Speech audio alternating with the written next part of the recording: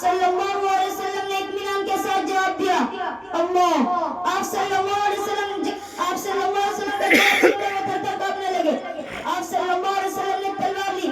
کہا بتا اب تجھ کو مجھ سے کون بچائے گا؟ وہ کہنے لگا بابی کے رحم و کرم پر ہوں. آپ صلی اللہ علیہ وسلم نے معاف کر دیا. دیکھو حضور صلی اللہ علیہ وسلم کو قتل کرنے جا رہا تھا مگر حضور صلی اللہ علیہ وسلم نے معاف کر دیا. یہ تھے آپ صلی اللہ علیہ وسلم کے خلاف. ایسے کئی واقعات ہیں جو کتب حدیث میں بھرے پڑے ہیں. آپ صلی اللہ علیہ وسلم کو کتنا ستایا, کتنی اذیتیں دی, کتنی تکالیفیں دی, پھر بھی فتح مکہ کے وقت آپ صلی اللہ علیہ وسلم نے سب کو معاف کر دیا. محترم حضرات, آپ صلی اللہ علیہ وسلم کی سیرت و اخلاق کا مطالعہ کرو تو آپ کو اندازہ لگے گا کہ حضور صلی اللہ علیہ وسلم نے اپنے امت کے لیے کیسے کیسے اخلاق پیش کیے. چنانچہ مورخین نے سیرت کی کتابوں میں یہ واقعہ بھی درج کیا ہے کہ جب حضور صلی اللہ علیہ وسلم کی عمر 35 سال تھی, جب قریش مکہ نے خانہ کعبہ کو السنوی تعمیر کیا کیونکہ اس کی دیوار سیلاب کی وجہ سے پھٹ گئی تھی.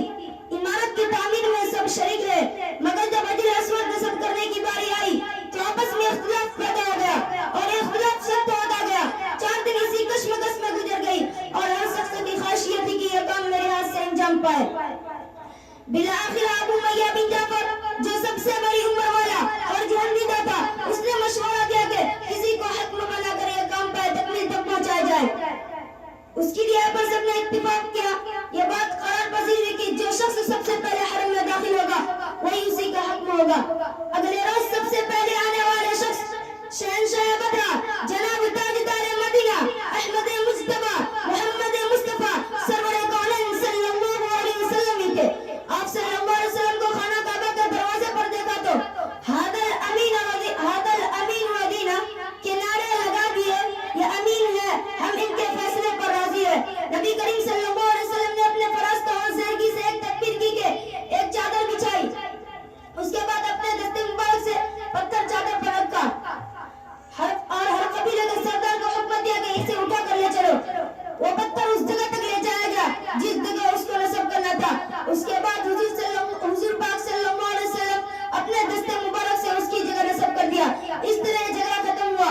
ورنہ قریش مکہ معمولی بات پر برس جنگ کیا کرتے تھے اور ایک بڑا کام تھا. محترم حضرات, اس واقعہ سے معلوم ہوا کہ حضور صلی اللہ علیہ وسلم نے کس طرح لوگوں کے درمیان جھگڑوں کو مٹایا. اگر آج بھی کوئی شخص کسی قوم کا قائد بنتا ہے تو مدنی تاجدار احمد مجتبی محمد مصطفیٰ سرور کونین صلی اللہ علیہ وسلم کی اخلاق و سیرت کو عمل کر اللہ تعالی ہمیں اور آپ کو اور دنیا کے تمام انسانوں کو حضور صلی اللہ علیہ وسلم کی اخلاق و سیرت کے مطابق زندگی گزارنے کی توفیق عطا فرمائے. کی محمد سے وفا تو نے تو ہم تیرے ہیں, کی محمد سے وفا تو نے تو ہم تیرے ہیں, یہ جہاں کیا چیز ہے لوح قلم تیرے ہے. وآخر دعوانا الحمد للہ رب العالمین.